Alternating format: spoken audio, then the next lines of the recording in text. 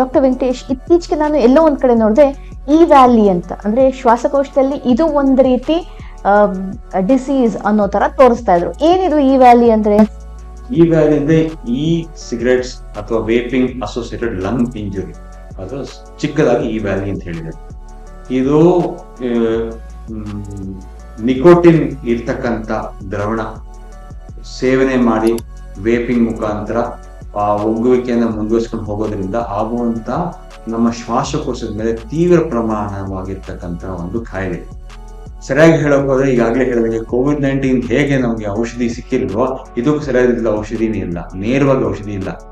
ಆಮೇಲೆ ಹೇಗೆ COVID-19 ರೋಗಕ್ಕೆ ತುತ್ತಾಗಿ ಸ್ವಲ್ಪ ಕಾಲದಲ್ಲೇ ಜೀವ ತೆತ್ತರೋ ಆ ರೀತಿ ಹೆಚ್ಚು ಪ್ರಮಾಣ ಇದರಲ್ಲೂ ಆಗೋ ಸಾಧ್ಯತೆ ಇದೆ.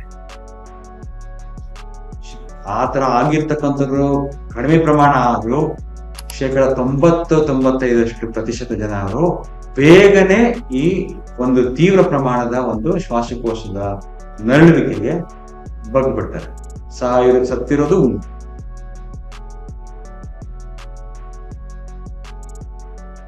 If you enjoyed this video, don't forget to give it a thumbs up, share it with your friends, and hit that subscribe button for more exciting content.